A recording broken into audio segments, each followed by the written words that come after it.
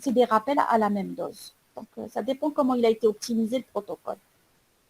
Donc, il manquait les petits triangles en gris, si on fait attention. Donc, c'est les prélèvements sanguins. Si vous faites attention, ils sont effectués avant les injections. À chaque fois avant les injections. Voilà, chaque fois avant les injections. D'accord? Vous avez des prélèvements de sang qui sont faits.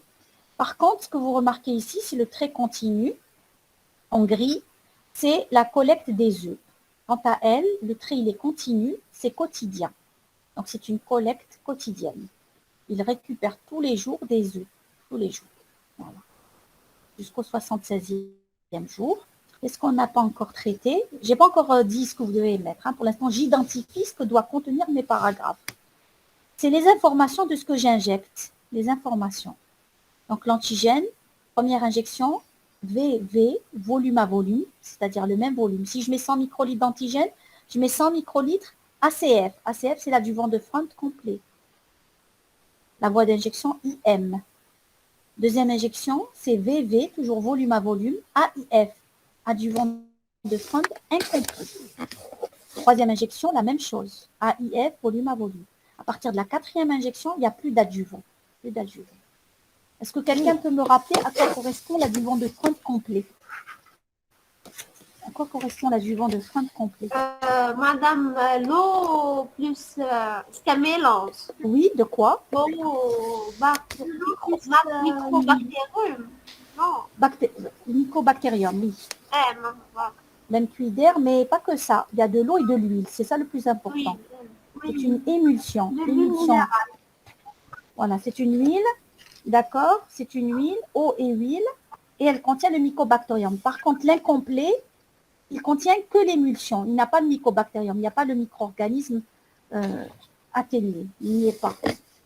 Voilà la différence. Bien. Maintenant, mes paragraphes, en fait, il y aura 3 grands paragraphes. Mon premier paragraphe va dire quoi? Va dire comme quoi j'ai des poules qui ont été immunisées par voie intramusculaire. Donc, c'est valable partout. 5 fois. Ils ont été immunisés 5 fois, 5 injections. À 11 jours d'intervalle. Voilà, 11 jours d'intervalle. Avec du venin d'AH, selon 4 différents protocoles. 4 différents protocoles. 2 protocoles avec des doses décroissantes, A et B. Et si vous voulez être encore plus précis, décroissant sur les 2 premières injections, puis stable. Et les 2 autres, C et D, c'est des doses croissantes. Ça, c'est le premier paragraphe. Le deuxième paragraphe, qu'est-ce qu'on va dire? On va parler de ce qu'on va injecter. Pour la vaccination initiale, c'est-à-dire les premières injections, l'échantillon de venin a été mélangé avec des volumes équivalents. Pourquoi je dis équivalent? Parce que V et V, VAV. D'adjuvant, de Front complet. Première injection, vous voyez que partout, je vais mettre juste le pointeur. Voilà, partout, ACF, volume à volume.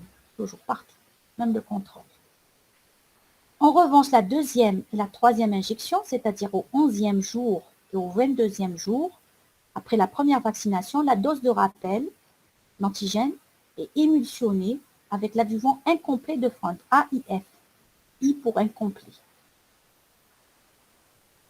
Donc, ensuite, pour les prochaines vaccinations, l'échantillon de venin a été dilué dans une solution saline. Quatrième et cinquième injection, il n'y a que du NaCl. Donc, c'est uniquement le venin seul.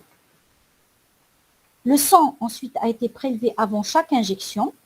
Les œufs contenant les anticorps ont été collectés quotidiennement, tout le long de la vaccination. Des échantillons de sérum et de jaune d'œuf pré-humains, c'est-à-dire avant immunisation, sont utilisés comme des témoins négatifs, comme contrôle. Voilà ce que doit contenir votre paragraphe. D'accord? Comment vous devez interpréter. Apprenez à regrouper les informations communes et ensuite à distinguer celles qui sont différentes. Voilà comment vous devez vous y prendre. Ça, c'était la première question. La deuxième question, c'est une question pratiquement de cours. Vous avez demandé de me donner la structure des IgY, donc la structure, comment elle se présente, et préciser les différences par rapport aux anticorps des mammifères. Donc, on l'a vu en cours, structuralement. Donc, l'IgG, comme vous le voyez, c'est 2 chaînes lourdes, 2 chaînes légères. 3 domaines constants pour la chaîne lourde, CH1, CH2, CH3. L'IGY, si vous le voyez bien, c'est une molécule qui est plus volumineuse. Elle contient 4 domaines constants. 4 domaines. CH1, d'accord, CH2, CH3, CH4. Il y a un quatrième domaine. D'accord, un quatrième domaine constant au niveau de la chaîne lourde. Donc, il y a un domaine constant supplémentaire au niveau de la chaîne lourde.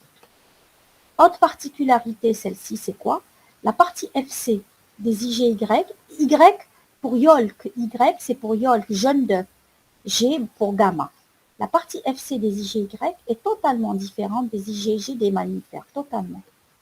L'avantage, que si vous administrez ces IGY chez l'homme, donc vous ne risquez pas d'avoir, d'accord, une activation du complément. Il ne sera pas reconnu par le C1Q.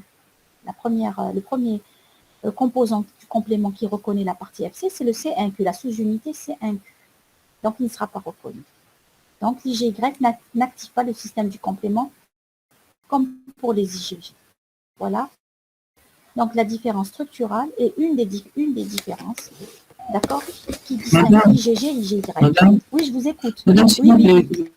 Question ici, si vous voulez. Madame, si on va mettre une petite recherche concernant les anticorps des mammifères. Ici, madame, par exemple, sur la plateforme Google, si on va chercher sur les anticorps mammifères, nous donnons, madame, les IgE. Oui, c'est normal. C'est normal, oui. Normal. Voilà. IgE, bien sûr. Bon, chez les mammifères, vous allez trouver IgA, IgE, IgG, IgM. Oui, oui. Mais il précise beaucoup plus sur les IgE. Non, les IgE, déjà, c'est un taux qui augmente uniquement dans certains cas.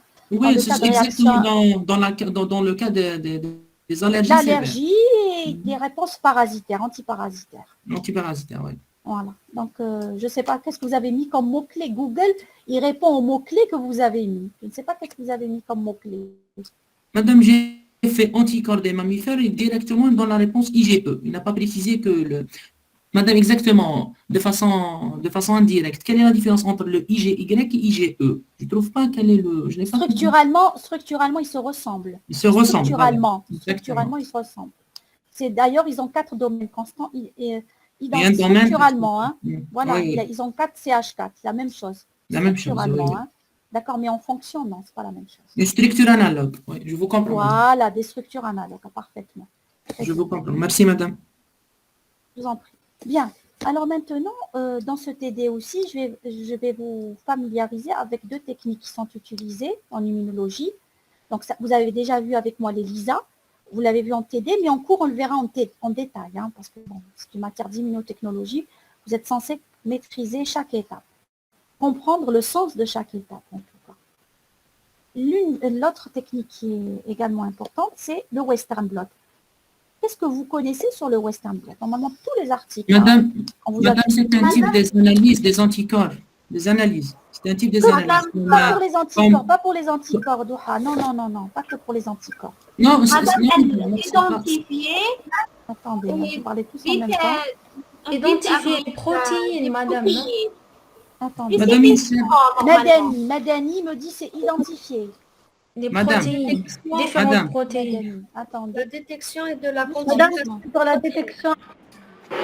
Hamimed. Madame, la détection et la contamination des protéines. Hamimed, Bentuider, donc détection qui se répète.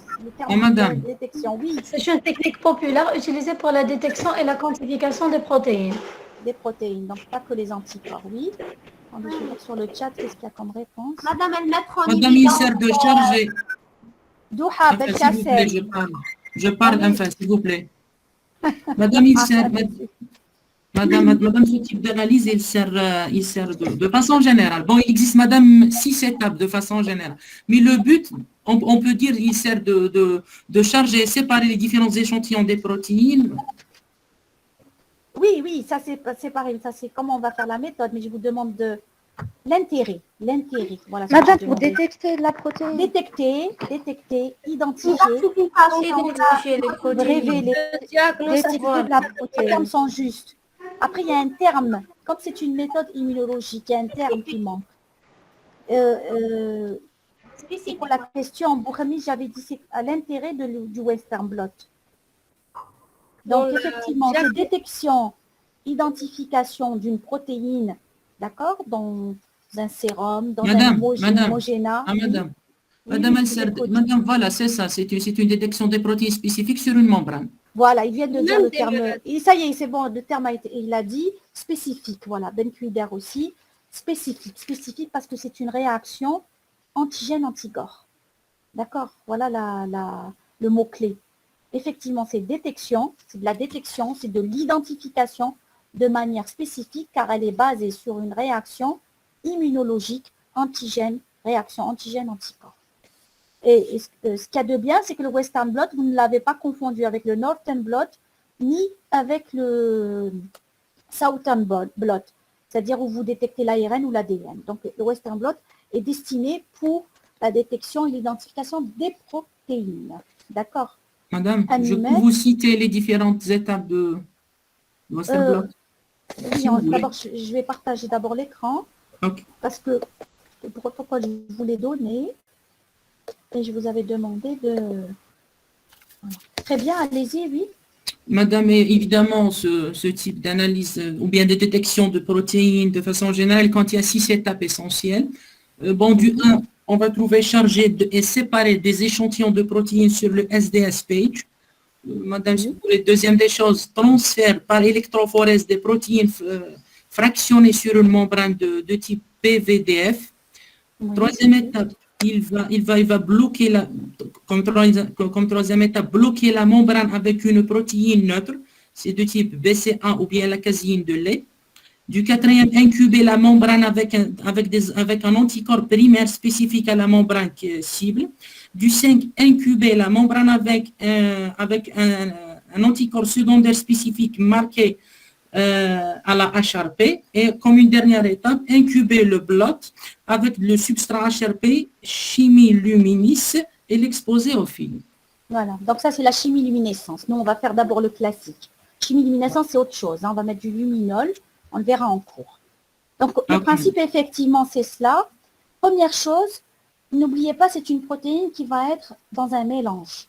D'accord, c'est-à-dire soit c'est un liquide biologique, un sérum, un organe, donc un homogénat d'organes. D'accord. Donc vous allez avoir plusieurs protéines. Donc la première chose que vous devez faire, vous devez séparer les protéines en fonction de la taille.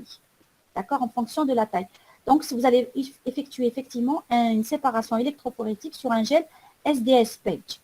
Ce qui est primordial dans cette séparation, c'est le bon choix du pourcentage du gel. Donc, il faut avoir une idée de la taille de votre molécule.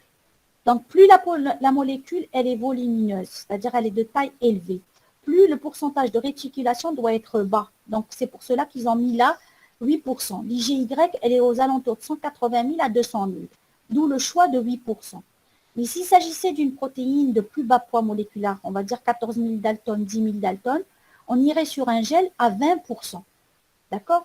Ou si c'était un poids intermédiaire, 60 000, 50 000, on irait sur un gel à peu près de 12%. Après ça, c'est comment vous le faites. Il y a tous les livres de biochimie, il va vous donner les intervalles. Il va vous donner en fonction du poids moléculaire le pourcentage du gel que vous devez utiliser. D'accord? Mais il faut avoir une idée sur la taille de votre molécule. Sur la taille de votre molécule. Donc, séparation effectivement électrophorétique. Une fois que les protéines ont été séparées en fonction de leur taille, nous ne pouvons pas faire le Western blot sur le gel, d'accord, qui se dégrade. Donc, on ne peut pas travailler sur ce gel-là. Donc, les révélations ne peuvent pas se faire sur ce gel-là. Donc, on va travailler sur des membranes d'absorption. Donc, on va faire un transfert ou un immunotransfert des protéines qui sont sur le gel. On va les faire passer sur une membrane. Donc, ça peut être du PVDF, comme a dit Douha, ça peut être du limobulan, ça peut être de la nitrocellulose. D'accord? C'est des supports qui permettent l'absorption des protéines. D'accord? C'est le plus souvent, voilà ce que vous trouvez. Nitrocellulose, PVDF, parfois immobilan, vous trouvez ce terme-là. Donc, ce transfert se fait dans des conditions basiques. Donc, vous allez utiliser un pH basique, pH 8,3, qui contient de la glycine, du SDS et du méthane.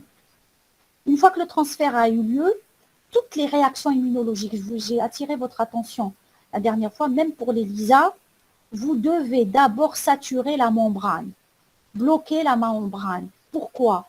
Vous devez la saturer parce que si vous déposez l'anticorps directement, l'anticorps primaire, il risque effectivement d'interagir avec l'antigène, ça c'est souhaité, mais il risque de se fixer ailleurs par les sites non occupés ou les sites libres non occupés par l'antigène.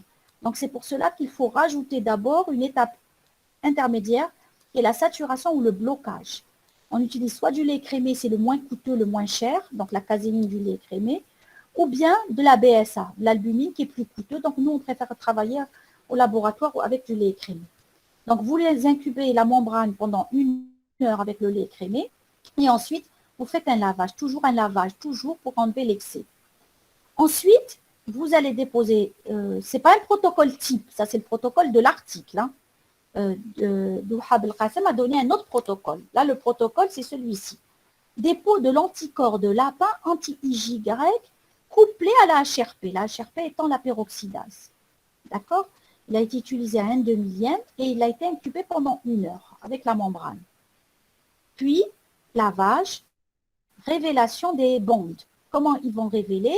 Ils vont mettre le substrat de la peroxydase, donc la voici, donc le 0,03% de H2O2. Ils vont rajouter cette fois-ci, pour révéler cette réaction, pour voir qu'il y a eu hydrolyse de l'H2O2, le chromogène, 0,06% de diaminobenzidis, le chromogène, pour révéler la réaction.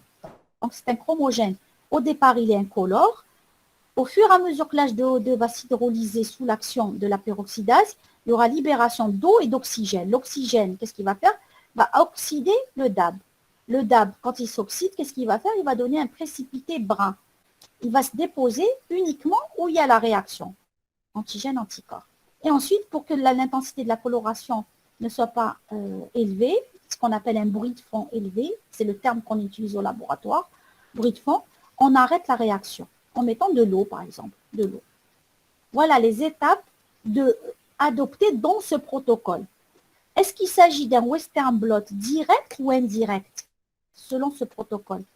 Est-ce que vous pensez qu'il s'agit d'un Western blot direct ou indirect? Direct. Direct. Un moment direct, madame. Direct parce que c'est l'anticorps primaire qui est couplé à l'HRP. Effectivement. Il n'y a pas d'anticorps secondaire. C'est l'anticorps qui se lie directement à l'antigène, d'accord, qui est couplé à l'HRP, à l'enzyme, marqueur enzyme. Donc, effectivement, ce que nous avait décrit votre camarade tout à l'heure, c'était de l'indirect, si vous aviez fait attention aux étapes qu'il a citées. D'accord? Il avait cité, d'accord, de l'indirect. C'est clair, il n'y a pas de question par rapport à ce protocole? Après, bon, en cours, on le verra plus en détail avec des illustrations. Hein. On le verra avec des illustrations. Très bien, donc j'avance parce qu'il n'y a pas de remarques. Maintenant, il faut être capable de faire le protocole, de comprendre à quoi sert chaque étape, mais il faut être capable d'interpréter un résultat. Est-ce que quelqu'un peut interpréter ce résultat? Madame, j'interprète. Allez-y. Madame, bon, je ne vois pas ce que c'est juste ou bien non, mais je vais essayer d'interpréter. Allez-y, allez-y. Oui, madame. Bon, évidemment, madame, on a 2 cas. Madame, j'ai dit dans le premier cas, à l'aide des différents poids moléculaires des protéines mentionnées par 200, 116, 96, 66, 55, 45 kilodaltons, on constate l'absence des bandes. Ce sont des taches floues. Cela signifie que le premier cas, c'est un test négatif. Concernant la deuxième observation, à l'aide des poids moléculaires de la protéine 1, par exemple, mentionnée de 200 kilodaltons, on constate l'apparition d'une bande, tache gras. Cela signifie que le deuxième cas, c'est un test positif. Et l'évidence des immunoglobulines de type gamma, alors on filme spécifiquement par le test Western blot. D'accord, très bien. Bon, pour le marqueur, je peux compléter. Oui, allez-y. D'accord, vous allez compléter. Allez-y. Alors, pour cette figure, on trouve les résultats montrent 3 pistes. Pour la piste 1, elle présente la taille des marqueurs. La piste 2, c'est l'échantillon. Et la bande troisième, elle est indépendante. Elle montre les résultats de Western blot. Dans les conditions natives, on trouve une séparation des protéines sur le gel d'électrophorèse, représentée par plusieurs bandes. Une grosse bande de poids moléculaire inférieure de 200 kDa, et il est entre 180 et 190 kDa, et aussi d'autres protéines, d'autres bandes de taille faible et variable. Alors, on utilise Western blot pour identifier la présence d'une protéine spécifique présentée dans un mélange complexe de protéines. Autrement dit, c'est pour confirmer l'identification des EGI. Parfait. C'est quoi le nom, s'il vous plaît? Le nom? C'est Bouchat Amal. Bouchat Amal. Bouchat Amal. Bouchat Amal. D'accord, ok. Madame, s'il Oui, vous pouvez oui. accepter les étudiants. Ils rentrent directement, c'est pas comme avant. Regardez, ils rentrent. Donc là, voilà, ils rentrent directement. Voilà. Ils rentrent directement, j'ai pas besoin d'accepter. Voilà. Alors, je vais donc compléter. Bon, les marqueurs, c'est vrai que la piste des marqueurs, elle est claire, mais les bondes, on les voit quand même. Donc, c'est pas un contrôle négatif, d'accord? Donc, c'est la taille des marqueurs ou la concentration. Plutôt, s'il faut critiquer peut-être cette piste, c'est plutôt la concentration des marqueurs qui n'est pas suffisante. Mais sinon, on les voit. Moi, j'ai fait genre une analyse plus interprétation. Petite interprétation. Oui, mais c'est vrai, vous avez raison, elles sont claires. On les voit, mais elles sont claires. Enfin, ça se devine plus, c'est vrai. Oui. Il y a des bondes qu'on voit, mais pas négatifs. Les marqueurs ne peuvent pas être fait contrôle négatif. C'est plutôt la concentration des marqueurs qui a été déposée au niveau du puits qui n'était pas suffisante. Et c'est pour ça que les bondes ne sont pas intenses, mais elles sont là, les voilà. C'est-à-dire, bougez votre écran, je ne sais pas, essayez de voir vous verrez comme quoi les bondes, on les constate.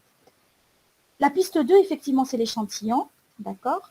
Et la piste A, ça correspond au résultat du Western blot. Donc, vous devez d'abord impérativement interpréter le gel. Le gel, vous l'interprétez selon la taille. Donc, c'est une séparation des protéines sur un gel de 8% dans des conditions natives, c'est-à-dire vous n'avez pas mis c'est pas dans des conditions réductrices. Donc, qu'est-ce qu'on voit? On voit qu'il y a une bande majoritaire ici, une bande majoritaire, c'est-à-dire c'est la plus intense, la plus épaisse. Elle est aux alentours donc, de 180 000 ou bien inférieure à 200 000 en tout cas. La voici. Pourquoi on va se concentrer sur celle-ci? Parce que vous, au préalable, vous savez que l'IGY, elle est autour de cette taille-là. La taille de l'IGY, elle est aux alentours de 180, 190, 200 000. Ça dépend. D'accord? Donc, elle est aux alentours de... C'est pour cela que je me suis concentrée sur cette bande. Donc, simplement, il y a la présence de cette bande majoritaire avec d'autres bandes. Voilà, vous voyez des bandes inférieures, ici une, deux et une plus bas. Là, voilà, plus bas. Donc, il y a des protéines de taille inférieure. L'identité maintenant, ce n'est pas sur la base de l'électrophorèse que vous pouvez confirmer qu'il s'agit, bon, vous avez juste trouvé une taille. Maintenant, ce n'est pas sur la base d'une taille que vous pouvez confirmer qu'il s'agit de votre protéine.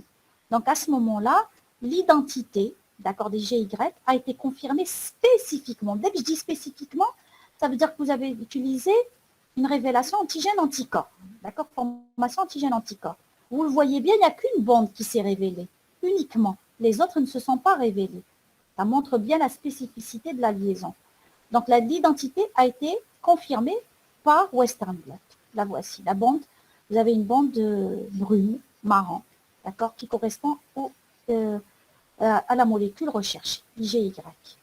C'est clair pour l'interprétation? Oui, madame, c'est clair. Très bien, parfait. Oui, madame. Donc, oui? Madame, Oui, je vous écoute. madame, j'ai pas bien compris l'interprétation. Quels sont les mots clés qu'il faut mentionner sur l'interprétation? Sur l'interprétation. Donc, d'abord, sur le gel, c'est de décrire exactement, d'accord, les bondes retrouvées au niveau de la piste DS page. Donc, ce qui est important de décrire ici, c'est que vous voyez comme quoi il y a une bande à la taille attendue. Vous vous attendez à peu près l'IGY, qu'elle soit à peu près à 200 000 ou légèrement inférieure. Donc, ce que vous allez dire, vous pouvez dire comme quoi au niveau du jaune d'œuf, on a constaté la présence d'une bande majoritaire dominante, quand je dis majoritaire, dominante, puisqu'elle est épaisse, d'accord, et intense, aux alentours. Donc, celle-là, vous devez majoritaire pour dire comme quoi c'est elle qui est la plus dominante au niveau du jaune d'œuf, avec présence de d'autres protéines, présence donc de protéines contaminantes. En revanche, sur le Western blot, ce que vous avez besoin de dire, c'est l'identité ou la détection ou la révélation, c'est les trois termes qui sont justes, l'identité, la révélation, la détection de l'IGY a été confirmée. Pourquoi confirmée? Sur SDS, j'ai une taille. Je peux supposer qu'il s'agit de ma protéine. Mais pour le confirmer, je l'ai confirmé spécifiquement. Le deuxième mot-clé, mis à part identifier, révéler, détecter, le deuxième mot-clé, c'est spécifiquement. Pourquoi ça sous-entend quoi spécifiquement? C'est que vous avez utilisé un anticorps spécifique à l'antigène IgY. Donc, elle a été confirmée spécifiquement. Voilà. Il y a ce qu'on appelle une immunoréactivité. Il y a une réaction immunitaire, antigène-anticorps, une réaction antigène-anticorps. La voici. C'est clair? Madame, Oui, j'ai une je question. vous écoute. Oui, je vous écoute. Si on va traiter cette protéine par une substance toxique, est-ce que l'intensité de route, elle va diminuer? Ça resterait à la même, comment ça s'appelle? À la même taille. Oui, est-ce que la taille ديالو ينقص ولا تبقى Bon, l'intensité تاعو je ne sais pas pourquoi, dans quel sens vous me posez la question, mais bon, si la taille diminue, quand la taille diminue de cette même protéine, hein, on parle de la même protéine, ça veut dire qu'on ne serait plus dans les conditions natives, on serait plutôt dans des conditions réductrices, c'est-à-dire que vous allez mettre du mercaptoéthanol. Comme c'est un hétérodimère, il y a deux chaînes lourdes, deux chaînes légères.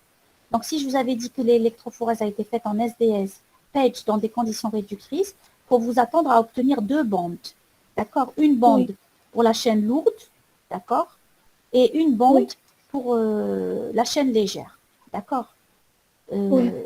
Ça, c'est par rapport à si vous utilisez un gel dans des conditions réductrices. Maintenant, ce que vous m'avez dit, une substance toxique, ça doit être dans un autre contexte. C'est quand vous voulez, par exemple, je ne sais pas, vous avez testé chez un animal, ou peut-être chez l'homme, vous faites un prélèvement, ou bien il y a une injection, une administration d'une molécule toxique, et le niveau d'expression. Parce que, en fait, le Western blot, il permet de détecter, d'identifier, etc. Mais il va vous donner une idée sur le niveau d'expression d'une protéine. Est-ce qu'elle s'exprime fortement ou faiblement? Donc, effectivement, si vous injectez une molécule toxique, le niveau d'une protéine peut diminuer ou peut augmenter. Ça dépend le rôle de cette molécule toxique. Soit elle peut augmenter son niveau d'expression, donc l'intensité du marquage va augmenter, soit le niveau. Et ça, comment vous le comparez par rapport à un animal qui n'a rien reçu, ou un témoin. Et pour vérifier le niveau quand je dis le niveau d'expression, pour vérifier l'intensité de la bande. Donc, l'expression qui تهبط l'expression تاع la protéine هذايا donc l'intensité ديالو elle va diminuer. Elle va diminuer. L'intensité de la bande va diminuer par rapport au témoin, c'est-à-dire par rapport à un animal qui n'a pas reçu la molécule. J'ai compris maintenant.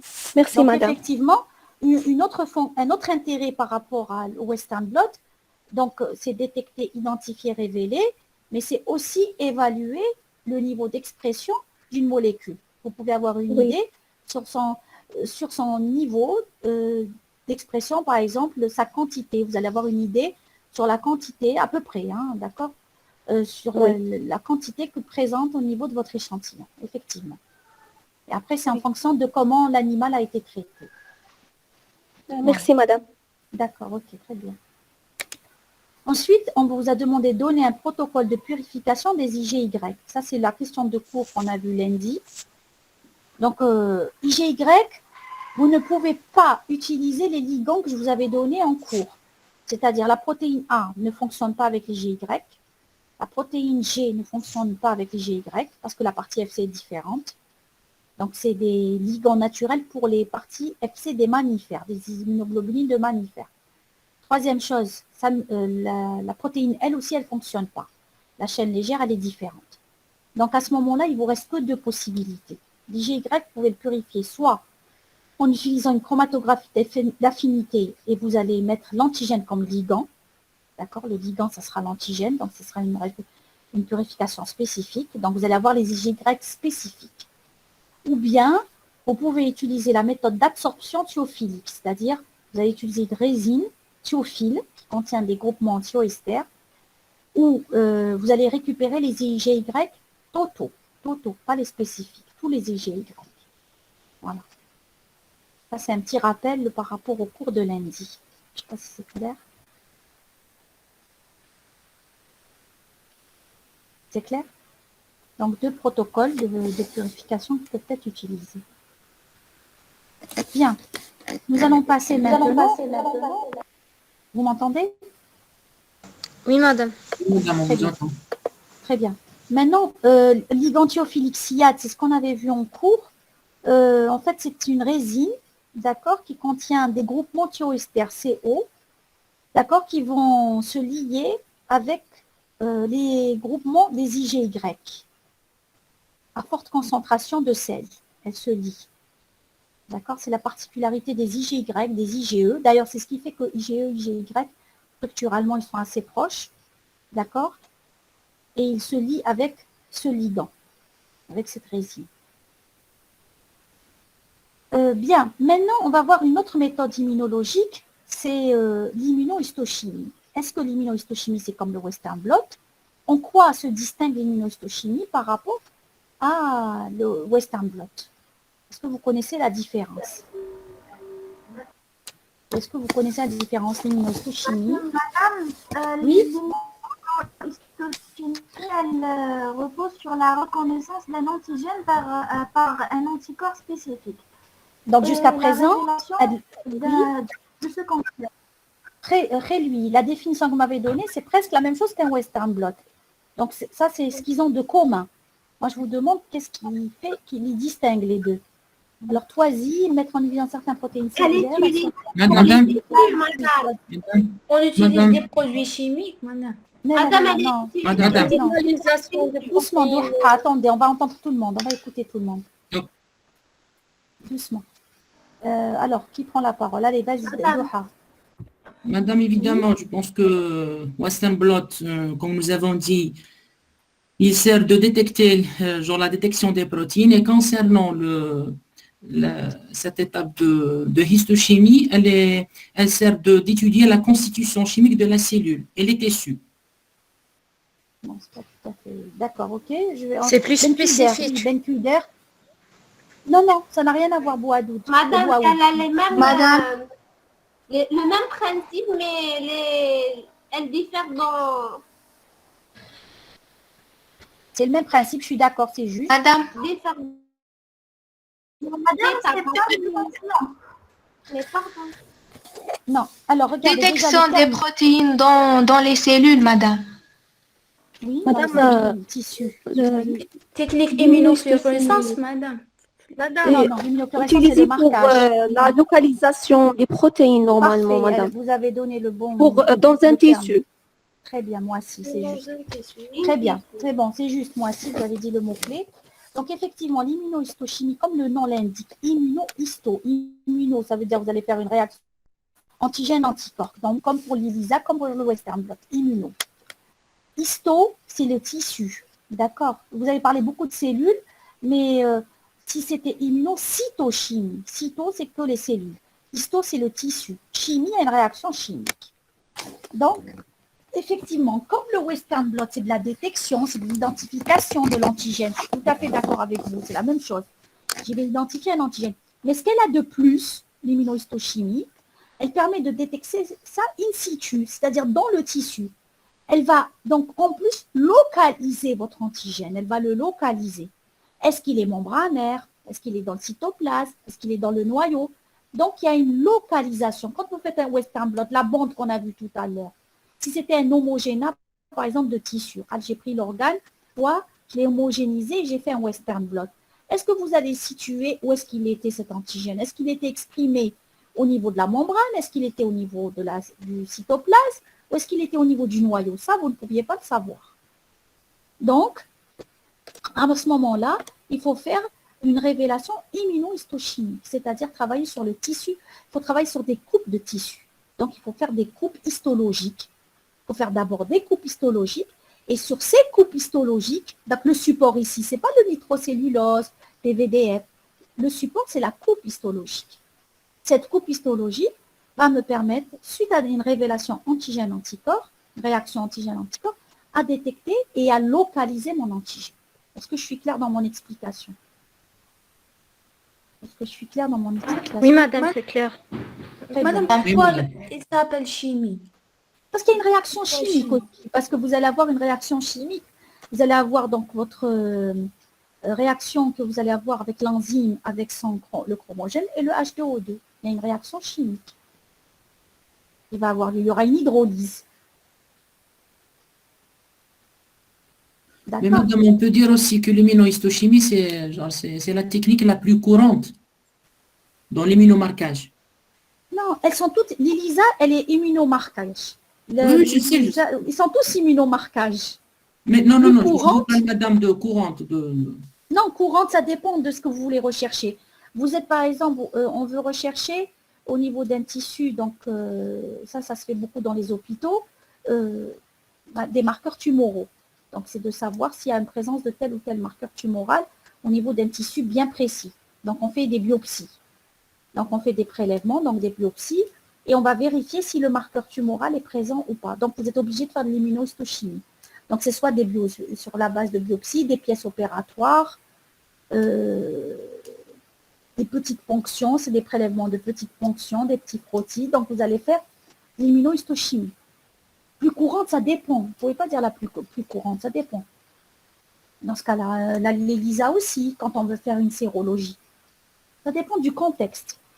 Demain, vous voulez faire du diagnostic, d'accord, pour un cancer. Vous voulez savoir si le traitement a marché, par exemple, après une chimiothérapie. Vous voulez savoir si le marqueur, après avoir fait la chimiothérapie, est-ce que tel ou tel marqueur est absent ou présent. Vous voulez vérifier son niveau d'expression, s'il a diminué ou pas. D'accord? Donc, vous allez faire de l'immunohistochimie. Donc, c'est du diagnostic, c'est du pronostic. Donc, d'accord? Pour mesurer même le grade. Est-ce que c'est sévère ou c'est pas sévère? Il y a des grades, malheureusement. Bon, j'aime pas trop parler, mais il y a des grades dans les cas des cancers. Il y a des scores. D'accord? Quand on vous dit tel grade, 1, 2, 3, donc c'est par rapport à les cellules tumorales, comment elles se présentent, les métastases, mais également de la présence des marqueurs, de l'intensité, d'accord, de ces marqueurs. Voilà. Je vous comprends, madame, merci. Très bien. Donc maintenant, effectivement, donc je vais vous donner donc les étapes suivies pour l'immunohistochimie en se basant sur ce que je vous ai donné sur le protocole. Donc j'ai mis en rouge les points importants quand je vous ai donné le protocole et le détail du détail, on le verra en cours. Au départ, la base, c'est de disposer des coupes histologiques, c'est-à-dire comme quoi toute l'histo a été faite. Ils ont récupéré la pièce ou l'organe et ils ont fait des coupes histologiques qui se font généralement dans de la paraffine. D'accord? Le plus courant, là, je vais vous dire, c'est de la paraffine. Donc, qu'est-ce qu'ils vont faire? Pour permettre que la réaction antigène et anticorps puisse se faire, il faut se débarrasser de la paraffine. Donc, ce qu'on appelle déparaffiner. C'est faire fondre la paraffine, se débarrasser de la paraffine. Ensuite, il faut réhydrater les coupes. Il faut les réhydrater. Parce qu'au départ, elles étaient déshydratées à cause de la présence de la paraffine. Donc, une fois que je déparaffine, je réhydrate, qu'est-ce que je vais faire? Qu'est-ce qu'ils ont fait, en tout cas, dans le protocole? Ils ont bloqué la peroxydase endogène des cellules à raison de 3% par H2O2, contenue dans du méthanol pendant 30 minutes. Donc, ils ont mis les lames, c'est des lames, c'est des lames d'histologie, et ils les ont mis en contact de méthanol qui contient 3% de H2O2. Donc, ils ont laissé incuber 30 minutes, ils ont fait un lavage. Ensuite, qu'est-ce qu'ils ont fait? Ils ont fait un démasquage de l'antigène. Ils ont démasqué l'antigène en mettant un détergent, le 0,5% de SDS, pendant 10 minutes à température ambiante. Ensuite, ils ont fait un lavage, toujours dans l'esprit d'enlever l'excès. Ensuite, là, toutes les étapes qui suivent, c'est à peu près ce qu'on a vu soit en ELISA ou instablante. Donc, on fait la saturation des sites non spécifiques avec du lait écrémé.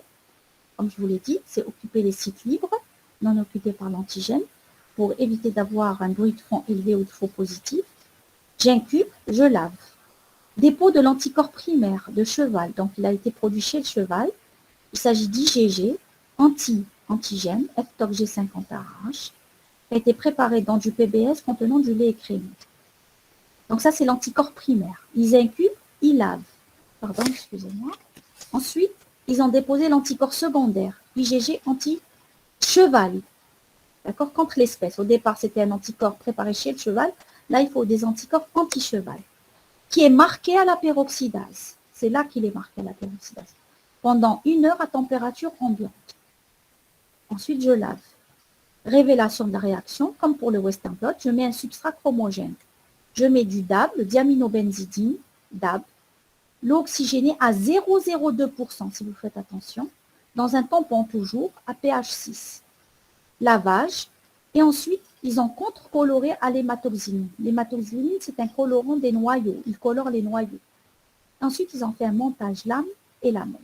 Ils ont fait un montage pour faire l'observation microscopique. Donc, selon ces étapes-là, est-ce qu'il s'agit d'une méthode directe ou indirecte? Directe ou indirecte?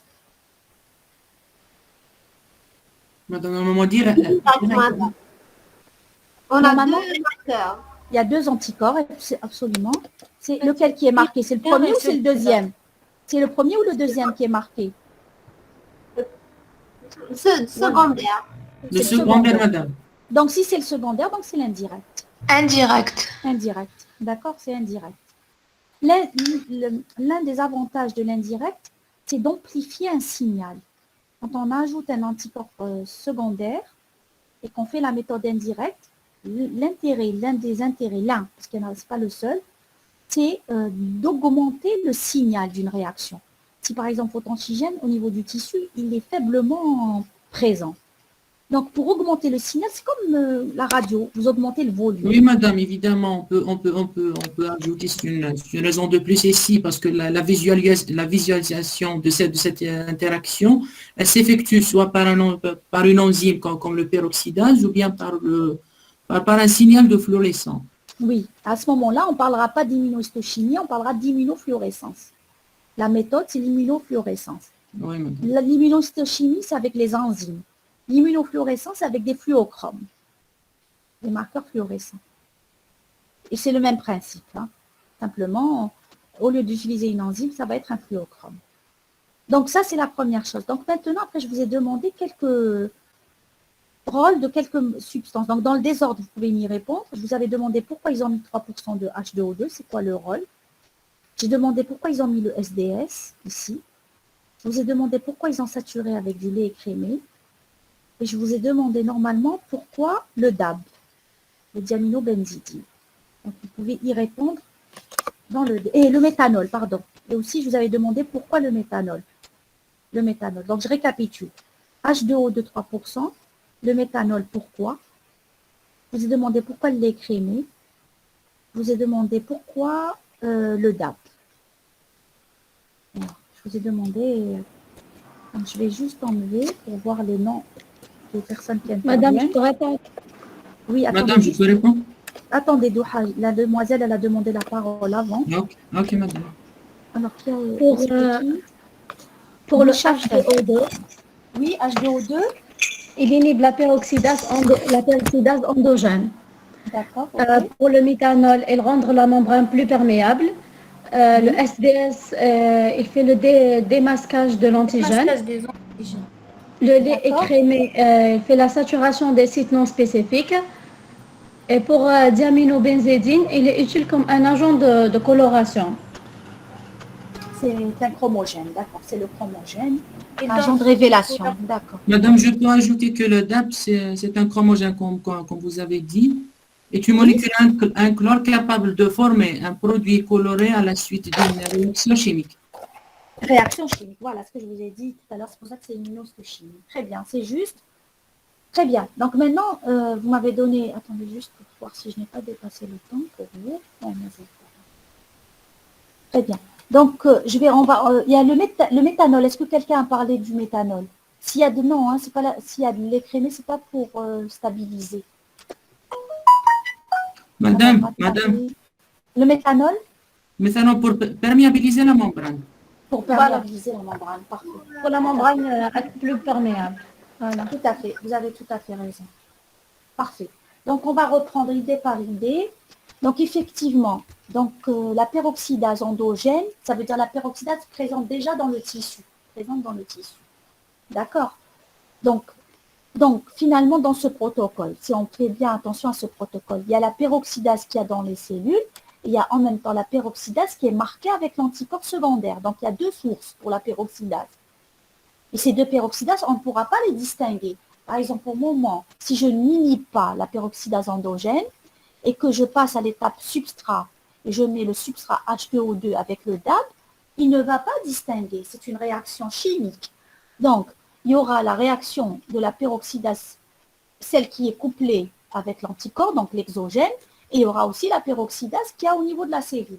Alors, imaginez, si vous n'allez pas l'inhiber, vous risquez de surestimer, si l'antigène est présent, hein, vous risquez de surestimer donc, votre réponse, donc surévaluer, surexprimer un résultat. Vous allez dire, voilà, l'antigène est présent intensément alors que c'est faux, parce que vous n'avez pas bloqué la peroxydase. Et le pire, si l'antigène est absent, c'est-à-dire que l'anticorps primaire et secondaire ne se fixe pas normalement, c'est que le pire, vous risquez de donner un faux positif. Donc, c'est très important de vérifier si votre anticorps secondaire il est marqué à la peroxydase ou pas. Cette étape-là, le blocage, elle dépend du marquage. Si c'est de la phosphatase alcaline, vous n'allez pas aller inhiber la peroxydase, vous allez inhiber la phosphatase alcaline. Si elle est marquée à de la biotine, vous allez inhiber la biotine. D'accord? Donc, ça dépend de vous vérifier d'abord votre anticorps qui est marqué, il est marqué à quoi? Ça, c'est par rapport à... Et le H2O2, pourquoi 3%? C'est une concentration saturante. C'est une inhibition par l'excès de substrat.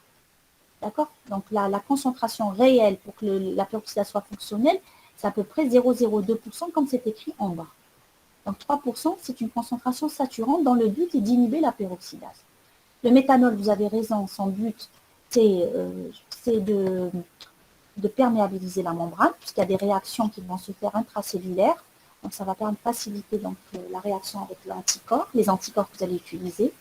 Le SDS, et son rôle, c'est de démasquer l'antigène. Ça veut dire quoi démasquer? Ça veut dire mettre en évidence les épitopes. D'accord? C'est pour révéler les épitopes qui ont été masqués. Et on verra en cours pourquoi ils ont été masqués. Le lait écrémé, donc s'il y a de non, le lait écrémé, je l'ai dit, c'est pour saturer les sites non spécifiques, c'est-à-dire bloquer les sites libres. Le DAB, effectivement, c'est un chromogène. D'accord? C'est un chromogène qui va tout simplement permettre la révélation de l'antigène l'anticorps après l'hydrolyse de la H2O2 en présence de son substrat.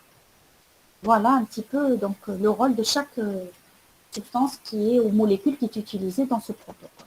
Est-ce que c'est clair pour vous? Est-ce que c'est clair? Oui, madame, c'est Très clair. bien, très bien, parfait. Donc, voilà, donc la réponse, H2O2, inhiber le peroxydase par excès de substrat, perméabiliser la membrane, démasquer l'antigène, saturation des sites non spécifiques et le chromogène. Ensuite, maintenant, toujours, je vous donne la méthode. Oui, je vous écoute. J'ai pas compris le lait écrémé. Le lait écrémé, c'est exactement ce qu'on a fait pour l'ELISA, ce qu'on a fait pour le Western Blot et ce qu'on fait là pour l'immunohistochimie. Celle-là, cette étape-là, c'est l'étape qui va permettre tout simplement d'occuper. Quand je vais déposer le lait écrémé, c'est de la caséine, c'est une protéine. Elle va occuper tous les sites qui ne sont pas occupés par l'antigène. Pourquoi? Parce que quand je vais mettre l'anticorps primaire, si je ne bloque pas ces sites-là, les anticorps vont se lier certes à leur antigène, mais ils vont se lier également aux sites non occupés par l'antigène, c'est-à-dire libres. Et donc les sites, il faut les occuper, il ne faut pas les laisser libres, pour éviter que l'anticorps primaire se fixe au niveau des sites non spécifiques. Donc, en rajoutant le lait écrémé, d'accord, le lait écrémé, ce qu'il va faire, il va tout simplement, d'accord, par le biais de la caséine, occuper les sites pour éviter que l'anticorps primaire s'y fixe. Ni l'anticorps primaire, ni l'anticorps secondaire d'ailleurs. D'accord? L'étape saturation ou blocage, vous allez la retrouver dans l'ELISA, dans le Western Blot, l'immunohistochimie, l'immunofluorescence. Vous allez la trouver partout. Toutes les réactions immunologiques, vous êtes obligé de faire l'étape de saturation. Vous êtes obligé de saturer. Je ne sais pas si c'est clair. Oui, c'est bon, madame, j'ai compris. Merci. D'accord, très bien. Alors, très bien. Donc maintenant, on a vu le protocole, c'est quoi? Il faut savoir interpréter un résultat. Donc, je vous ai demandé de donner une interprétation des résultats obtenus et quelle est la différence entre le témoin NaCl et le témoin antigène négatif, ici. Donc, l'interprétation, si on fait attention, ça, c'est des coupes de tissus observées au microscope. photoniques, optiques. C'est des coupes de tissu du foie. Ce que vous voyez en noir, ici, c'est les noyaux. D'accord, c'est les noyaux. Et vous voyez les hépatocytes. Ah, et la forme, d'accord, polyèdre, comme ça, donc d'hépatocytes. Ça, c'est le témoin, le contrôle. Ça, c'est un contrôle. Les deux sont des contrôles négatifs. Les deux. Témoin NaCl, c'est un contrôle négatif. Ou le témoin antigène négatif est un contrôle. Et en bas, c'est votre échantillon. Donc, qu'est-ce que vous remarquez? Vous allez remarquer comme quoi donc, les contrôles sont négatifs. Il n'y a pas de recoloration brune. Il n'y a rien. Il n'y a que la coloration des noyaux due à l'hématoxyle. Rien, il n'y a aucune coloration brune. Aucune. Par contre, qu'est-ce qu'on remarque? On remarque qu'au niveau de l'échantillon ici, où il y a l'antigène, il est positif, il est censé être présent, il est immunodétecté. L'antigène, est-ce qu'il est détecté? Oui. Donc, l'antigène est immunodétecté. Où est-ce qu'il est détecté? Qu'est-ce que vous remarquez? Vous, où est-ce que vous le retrouvez? D'après vous, est-ce qu'il est membranaire? Est-ce qu'il est cytosolique? Est-ce qu'il est nucléaire? Où est-ce qu'il est? Vous voyez bien la coloration. Qu'est-ce qui se colore? Cytosolique. Cytosolique. D'accord, il est au niveau du cytoplasme. D'accord, la coloration brune, elle est au niveau, d'accord, pardon. Donc, elle est cytosolique. Donc, il est détecté, le marquage est intense, il n'est pas clair. C'est vrai qu'il y a des régions en haut, par exemple, en haut, qui sont négatives. Il y a des cellules hépatiques qui sont négatives. Mais qu'est-ce qu'on remarque? Le marquage, il est intense. De plus. C'est pour ça que c'est écrit de plus. Le marquage est intense, un grossissement à 100. D'accord? Contrairement, donc ce marquage, d'accord, comparativement à qui? Comparativement au témoin NaCl, c'est normal. Témoin NaCl a un double antigène. Donc, si vous faites toutes les réactions qu'on a vues tout à l'heure, c'est normal que l'antigène n'a pas été détecté. C'est le témoin NaCl, il n'a reçu que du NaCl, il n'a pas reçu l'antigène. Donc, par rapport au témoin NaCl, très bien, il n'est pas détecté. À votre avis maintenant, à votre avis, le témoin ou une double antigène négatif, c'est-à-dire la révélation montre que l'antigène est négatif. À votre avis, à quoi ça pourrait correspondre? PEDA, c'est le témoin NaCl, c'est-à-dire c'est le témoin de l'animal. L'animal qui a reçu du NaCl. Oui, Madame, je vous écoute. Madame, normalement, on va réaliser une absence absolue des anticorps primaires. Très bien, parfait, exactement. Pour être sûr que la réaction, elle est spécifique. D'accord? Pour être sûr que la réaction, elle est spécifique de l'anticorps primaire. Pour être sûr que cette coloration brune que vous voyez ici, elle est liée, d'accord, à une réaction spécifique. Qu'est-ce que vous faites? Vous allez utiliser la même coupe de tissu que celle d'en bas, la même. La seule chose que vous allez faire, vous allez enlever l'anticorps primaire. Vous n'allez pas le déposer. Vous allez mettre n'importe quoi. Vous allez mettre un sérum qui ne contient pas l'anticorps à l'antigène. Si ça sort positif, c'est qu'il y a un problème dans la technique. Ça veut dire que probablement l'anticorps secondaire, il se lie avec l'antigène ou bien il y a une réaction croisée quelque part. Par contre, si ça sort négatif, comme c'est négatif ici, ça montre bien la spécificité, d'accord, la spécificité de la réaction. Ça montre bien la spécificité de la réaction. Antigène-anticorps. La différence entre les deux, vous allez me dire, c'est quoi? En haut, c'est un témoin négatif de l'animal. C'est dès le début, au niveau de l'animal, l'antigène n'y est pas. Le deuxième, l'antigène, il est présent. L'antigène, il est présent. Simplement, je n'ai pas pu le révéler. C'est pour ça que c'est écrit antigène négatif. Qu'est-ce que je fais? Je ne dépose pas l'anticorps primaire. Ce n'est pas un témoin animal, c'est un témoin technique. J'enlève l'anticorps primaire pour montrer qu'il y a vraiment une réaction spécifique. Et là, effectivement, puisqu'il est négatif, d'accord, puisqu'il est négatif, à ce moment-là, je peux confirmer la spécificité. Est-ce que vous avez compris la réaction? Donc, les mots-clés, immunodétecté. Marquage, vous me donnez la localisation. Ce marquage, comment il est? Intense, faible, modéré. Faible, modéré. Vous le mesurez, c'est de visu. Faible, très clair, modéré, intermédiaire ou très foncé. Intense, très foncé. La différence des témoins. En haut, c'est un témoin NaCl, c'est-à-dire d'emblée, l'antigène, il est absent. Il a reçu l'animal que l'eau physiologique. Donc, c'est normal, même si vous déposez l'anticorps primaire, secondaire, etc., il n'y a pas de réaction. Le second témoin, c'est quoi? Il contient l'antigène, mais vous enlevez l'anticorps primaire. À quoi il va servir? C'est pour valider la technique, c'est pour confirmer que l'anticorps que vous avez mis, il a bien réagi avec votre antigène de manière spécifique. En l'enlevant, vous voyez l'absence de coloration brune, ça veut dire que vraiment, il n'y a aucune réaction. L'anticorps secondaire, d'accord, ne s'est pas lié ici, il n'a pas pu se lier. La preuve, parce que l'anticorps primaire, il est absent. Le dernier, ça correspond à votre échantillon. Parfois, on rajoute même des contrôles positifs. Parfois, hein, des contrôles positifs pour vraiment confirmer que la technique fonctionne. Est-ce que je suis claire dans mon explication? Est-ce que j'ai été Oui, claire? madame, c'est clair. C'est clair, très bien. Bien, alors je vais juste citer les noms pour la participation pour voir si je n'oubliais personne. Hein. Attendez, je vais juste revenir sur l'écran. Et si ce n'est pas clair, la prochaine fois, vous me posez la question. Alors, attendez, je prends le stylo. Alors, on a Benkuider, Medeni, Mourdad, Bouchaït, Telvi, Ouaoud, Ouassi, Amri, Benkuider, j'ai déjà cité, Toisi, Douha Belkacem, Hanimed, Boucha, si j'ai bien écrit les noms. Et dites-moi les noms que j'ai dû oublier, hein, parce qu'il y a eu plusieurs participations en même temps. Alors, les noms. Madame, je pense Yasmina Moussi. Moissi. Madame Sourouk Assour, normalement, oui. Achour. Oui, Sourouk Assour. Assour. Achour. Non. Achour, oui. Et Yasmina Moussi. Moi, c'est bon, j'ai noté Moissi. شملة الحولة Et Douha, madame, bien sûr. Qui d'autre?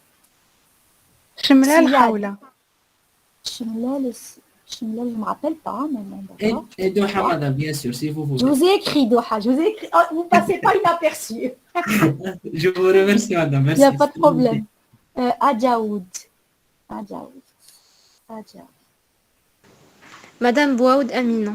Bouaoud. Bouaoud, je l'ai écrit, oui, je l'avais écrit dès le départ. Très lui.